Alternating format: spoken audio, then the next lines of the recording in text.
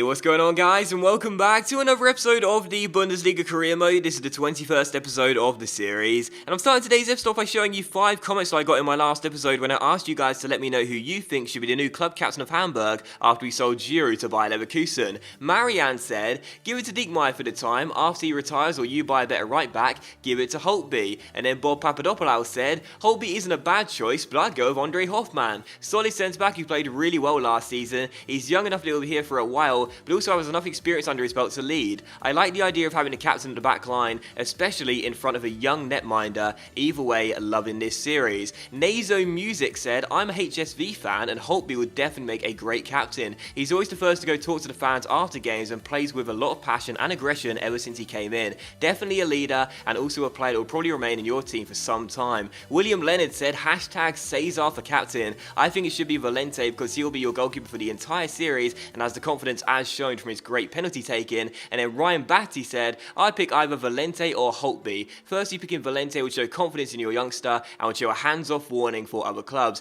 Secondly, Holtby is probably the most influential player on the pitch. He oozes confidence and leadership. In my opinion, I'll go with Holtby as your captain and Valente as your vice captain. Interesting. So 5 good comments there, and I want to say a very big thank you to everyone who left comments in the last episode. I got absolutely tons of them and so many great ideas for who you guys think should be the captain for Hamburg. Really appreciate it very much. So in today's episode, I thought I can't decide who I want to give the captain's armband out of all of those 4 players. I really can't. I think every single player makes a compelling argument as to why they should lead Hamburg for the indefinite future. So I thought, why don't I let you guys decide who is going to be the captain for Hamburg via a straw poll. So in the description of today's video, you'll see the words vote here next to a link. And if you click on that link, you'll be taken to this page where you can vote for the player you think deserves to wear the captain's armband. The 4 candidates are Dennis Diekmeyer, Andre Hoffmann, Lewis Holtby and Cesar Valente. Voting is really simple. Just check the box next to the player of your choice and click on vote. You will then be taken to a live results page where you can see who is currently winning, and in the next episode I'll see who's winning the poll and I'll give the armband to whoever has the most votes. So go ahead and open the description,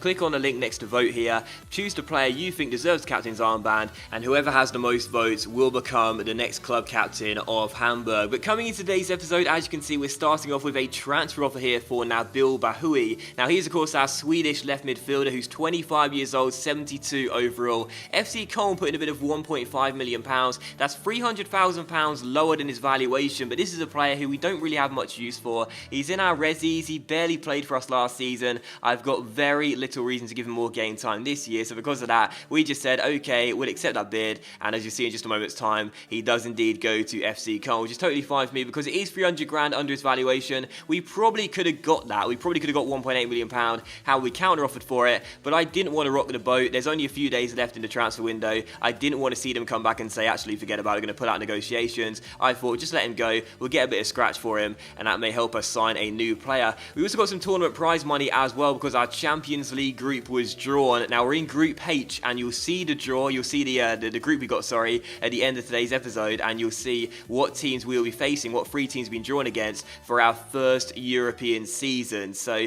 pretty exciting. I thought I'd intentionally leave it for a few minutes just to build up the suspense. You'll see who we've been drawn against, and yeah, it's an interesting group, let's just say that. But either way, coming into the first and only game of today's episode here, the final one of the summer transfer window, we will take on Stuttgart here at the Volkspark Stadion. Now, of course, in our last game, we beat Aberdeen by 2-1. That game secured our fate into the Champions League group stages, so everyone was buzzing after that game. We were coming off a really good win for us, a 2-1 victory, 4-2 on aggregate. Coming into this game here at the Volkspark Stadion, of course, last season didn't lose a single league game at home. We lost at home in the Cup to Bayern Munich, but didn't lose a single league game in the home, so I was definitely fancying my chances coming into this one unbeaten to start the new season off. First chance fell to the away side, and then we had the second chance here falling to Julian Brandt, who skipped round the last defender and went for goal at the near post, but Titon made a really good save. We also got a goal decision system for that, not that we needed it, but the score was still 0-0. So at the break it was goalless, only really 2 chances, and those were the 2 opportunities, but it was still 0-0. And in the second half, Stuttgart had the first chance of the second 45 minutes. 6 minutes after the restart, Valente made a really good save though to deny the acrobatic effort, and it was still 0-0. And this past Jalmark here, another good chance for Hamburg. Werner goes down the left hand side here against his former club, gets inside, tries to drill in across, it comes straight back to him, and he almost found the far post there as he poked it across the face of the goal, but it went just wide the post and behind for a goal kick. So still 0-0. In the 64th minute, once again, it's Timo Werner causing damage down the left hand side. He was looking like our brightest player on offense in this game. Crossed the ball towards the far post, picked out Leroy Sané, but Titon made another great save and kept it at 0-0. So another good stop there by the Polish shot stopper, and it was still goalless. And there was 17 minutes to go here. Sané thinks in a ball to the centre. It's cleared away only as far as Lewis Holtby, who plays the through ball into Timo Werner. And wouldn't you just know it, with just over 16 minutes to go, he was looking like our brightest player on offense in this game. He scores the goal to surely win us the game against his former club. So it's his first goal of the season. Lewis Holtby with a lovely assist there, plays it through to him. Werner keeps his cool on the half volley, puts it past Titon, and does make it Hamburg 1, Stuttgart 0. Showed respect with no celebration, and it was 1-0 to the home side. So delighted with that. Stuttgart then hit the post there a few minutes later, and then Valente turned the rebound behind for a corner. It was still 1-0, and the final chance did fall to the away side with 2 minutes to go. Harnik finds Shiplock, our former player, down the right hand side, crosses the ball back into him as they play a 1-2, but Cesar Valente makes a fantastic save after the header and turns it behind for a corner. And it was how the game would finish as well. Final score, Hamburg 1, Stuttgart 0. We get another 3 points, a really good start to the league. 3 games, 2 wins and 1 draw, and Timo Werner, of course, had to be the one to score the game winner against his former club. So final score, Hamburg 1, Stuttgart 0. Another 3 points notched up at the start of the season, 2 wins and a draw to begin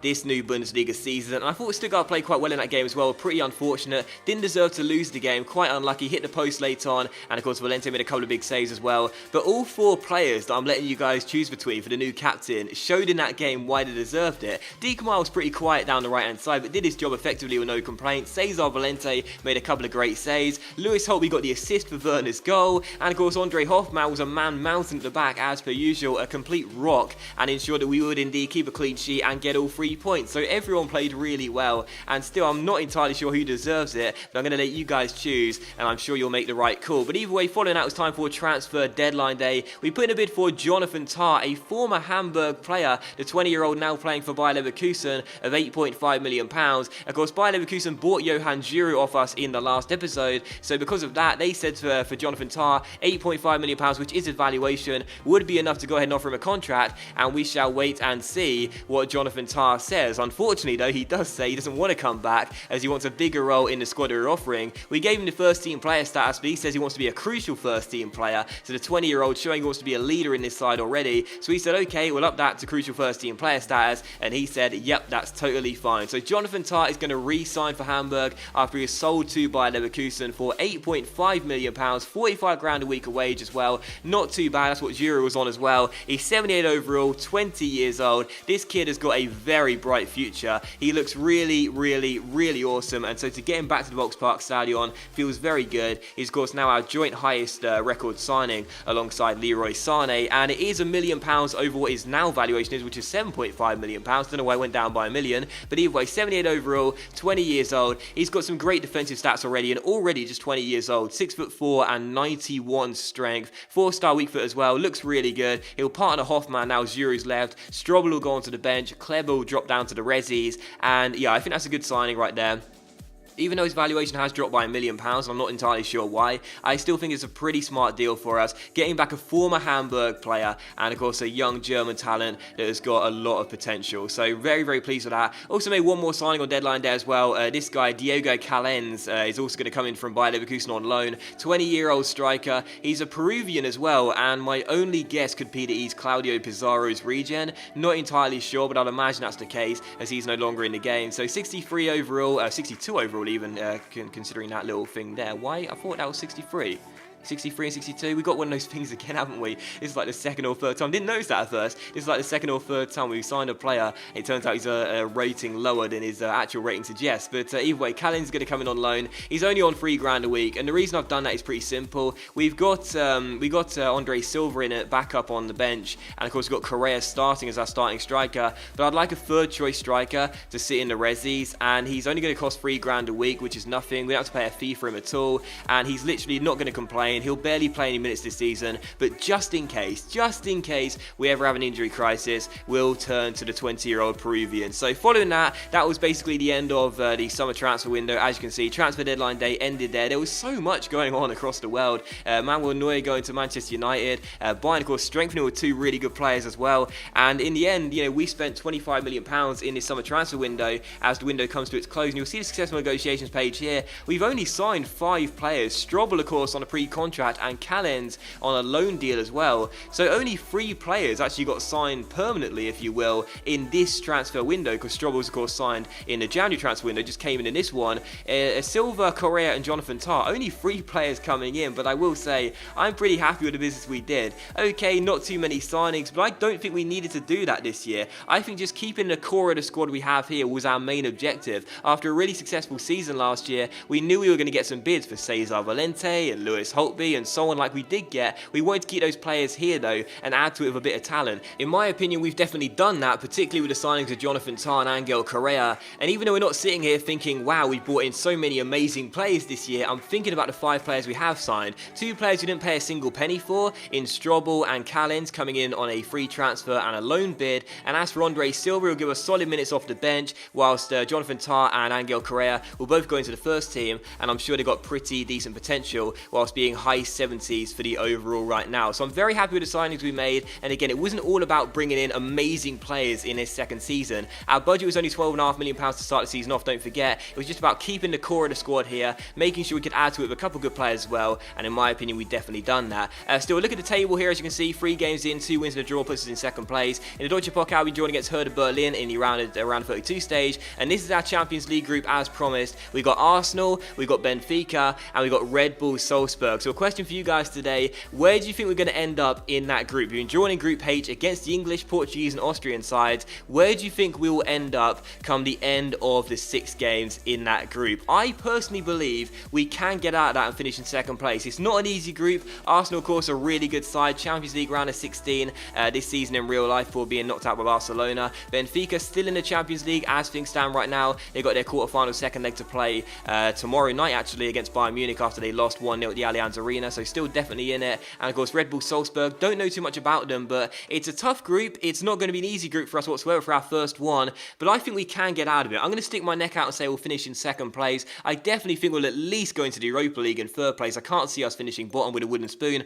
but let me know in the comment section down below today, guys, where do you think we'll finish come the end of 6 games, first, second, third or fourth? Let me know and tell me why as well. But following that, I decided to put in a contract offer for Cesar Valente, try and give him an extension. His contract's up at the end of next year. I thought I'd ask him for an extension, and he actually declined his first contract because he said he didn't believe he would be given the squad role we offered, which is important first team player. And I was like, seriously, Valente? You've been our first team player ever since we promoted you from the academy. Stop being so modest. But either way, we took that out, and as you can see, he does accept it the second time round. So he's going to be here. He gets his wage increased to 20 grand a week. He definitely deserves it, no doubt about that. And Cesar Valente has signed an extension with Hamburg. But that is doing today's episode of the Bundesliga Career Mode, guys. So a big thank you for watching the video. Really hope you have enjoyed it. If you have enjoyed today's episode, then please do consider leaving a like. Much love to you all, and I'll see you for the next episode of the Bundesliga Career Mode very soon.